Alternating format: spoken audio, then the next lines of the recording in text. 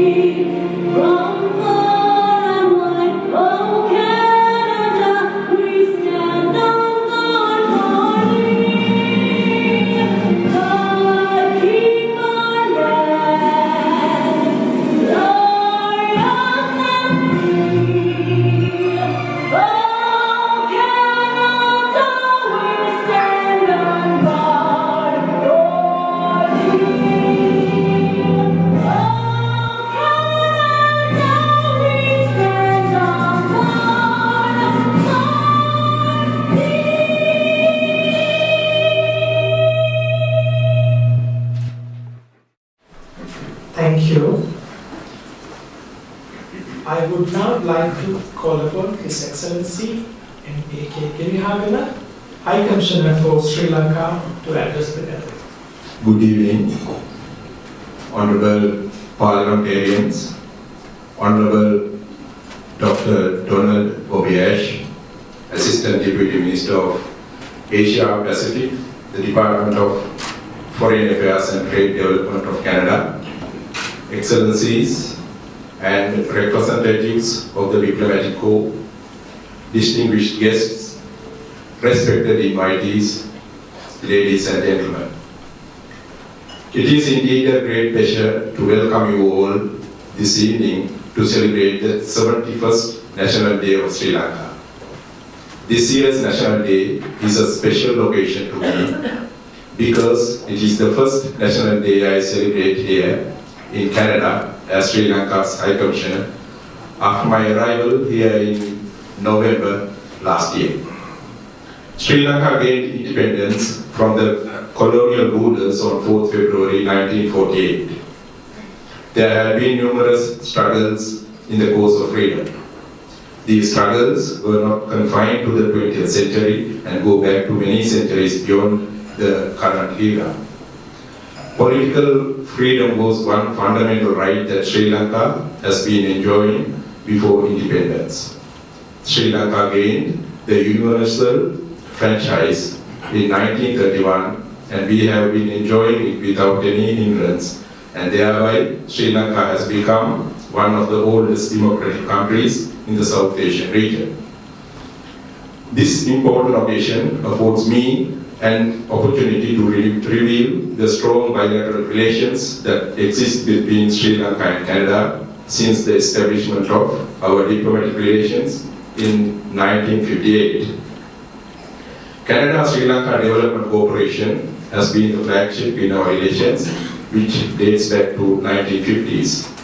Colombo International Airport, Hardy Technical Training Institute in Ampara, Sri Lanka,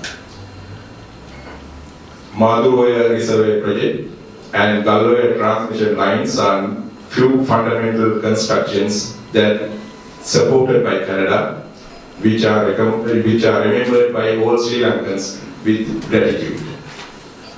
On the bilateral aspect, the recent years saw the visit of former Canadian Foreign Minister Stefan Dion in April 2016, which took place 13 years after the visit of the last Canadian Foreign Minister in 2003, and I am pleased to recall the visit to Sri Lanka by our chief guest this evening, Honorable Dr. Donald Bobiash, from 24th to 27th February 2018.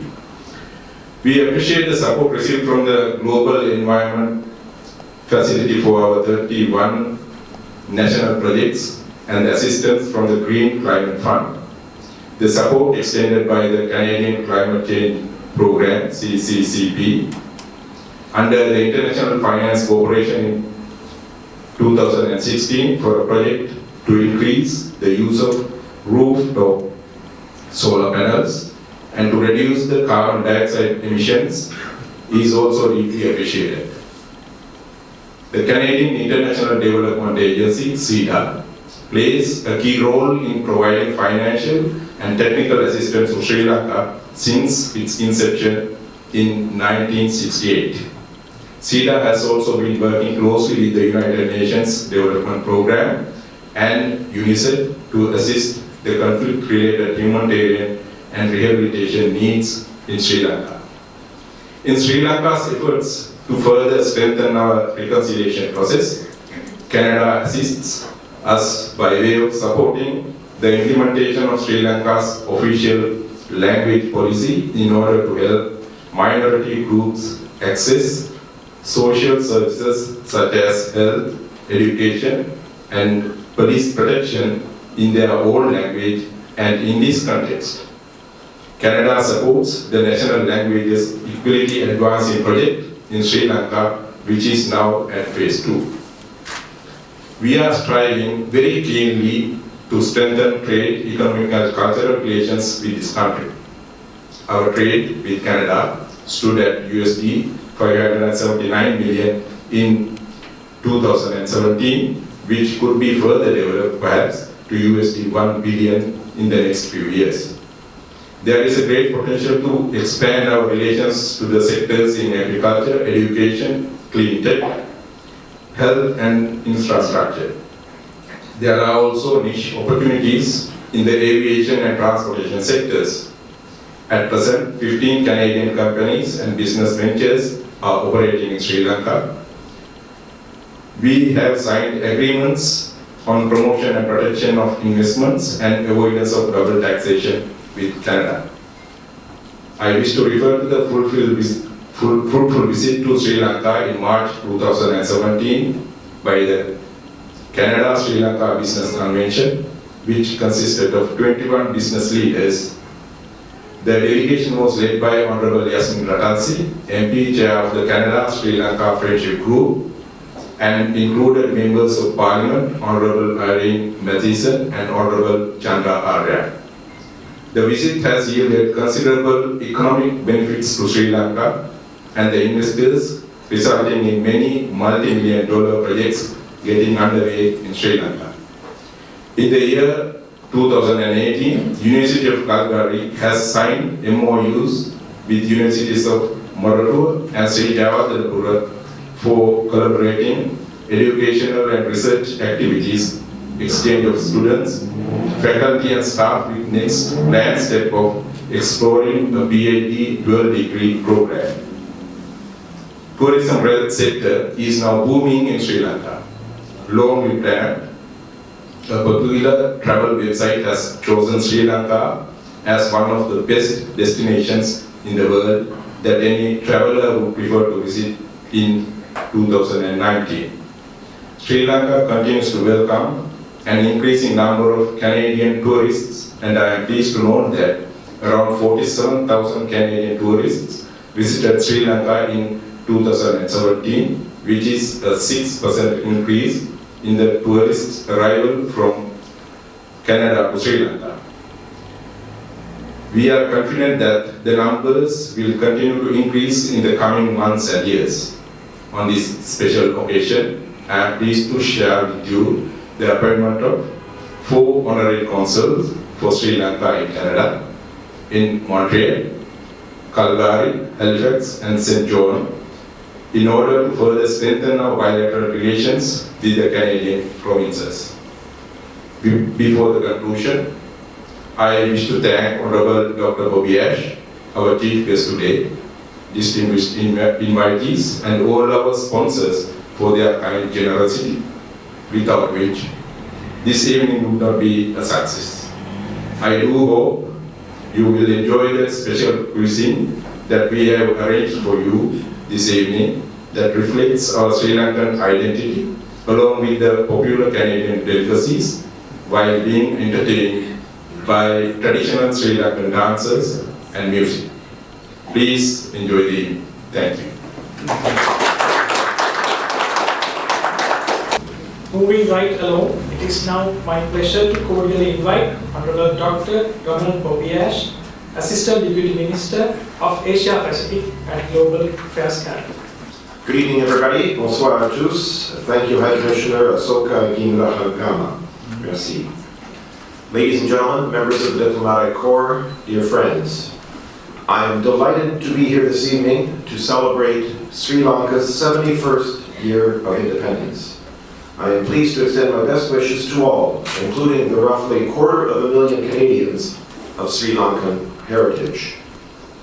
The special bond between our nations, born of our shared membership in the Commonwealth, extends back to the early years of Sri Lanka's independence.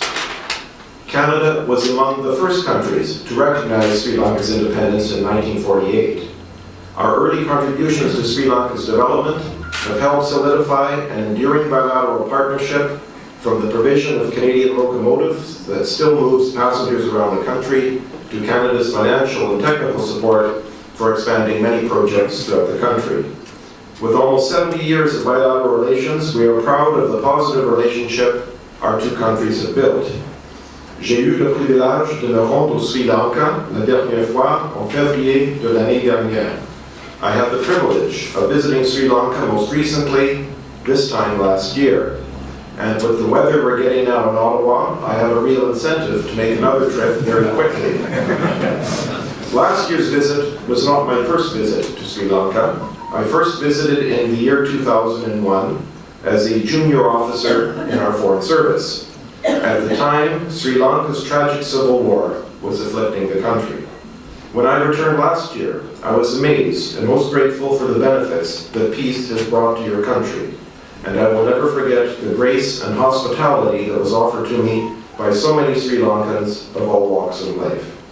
I was also reminded that as a graduate student studying development economics years ago, how Sri Lanka was held as a model for development because of its emphasis on meeting the basic health and education needs of its people. And for many decades, Sri Lanka had levels of life expectancy and literacy that far exceeded that of its developing country neighbors. During my last visit to Sri Lanka, I was also deeply impressed by your nation's vitality, the growth from the burgeoning middle class, the large number of students interested in studying abroad, and the vibrant business culture. While there, I had the opportunity to meet with many of your esteemed leaders and decorated public servants, including Prime Minister Wickremesinghe, the Minister of Foreign Affairs, Tilak Marapana, and the Honorable Karu Jayasuraya, the Speaker of Parliament. I also had the pleasure of meeting with the Secretary for coordinating reconciliation mechanisms. And as you know, the reconciliation process in Sri Lanka is very important to Canada. As a diverse country, we deepen the process and these same values in Sri Lanka. Our nations are inextricably linked by our immense people-to-people ties, which produced a remarkable community of Sri Lankan Canadians who contribute greatly to the prosperity, culture, and social fabric of our country. Mesdames et messieurs, la réception de ce soir mérite d'être célébrée. Ladies and gentlemen, tonight's gathering is cause for celebration. Au nom de tous les Canadiens et Canadiennes, je souhaite de tous ceux et celles qui célèbrent le jour de l'indépendance une fête joyeuse. And on behalf of all Canadians, wish you all the best celebrating a festive and happy Independence Day. Thank you. Merci. Thank you for your inspiring remarks, sir. May I now cordially invite His Excellency M.K. Girihagama, High Commissioner for Sri Lanka, and Honorable Dr. Bobby Ash, the chief guest, to cut the special cake marking the 71st anniversary of the National Day of Sri Lanka.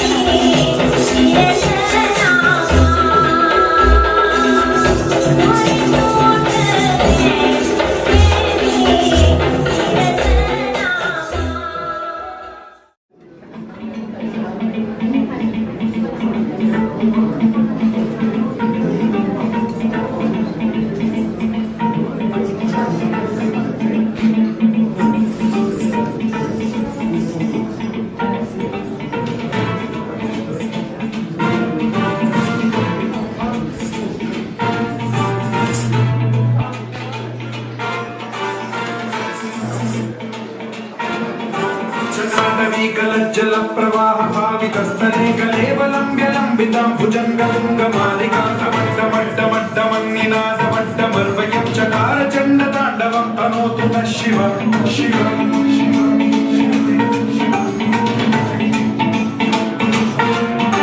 जटाकटाह सम्भ्रम भ्रमं निलिम्ब निर्झरी विलोल वीचि Vallari विराजमान मोदरी भगज्वलल्ललाट पावके किशोर चन्द्रशेखरे रति प्रशिक्षणम्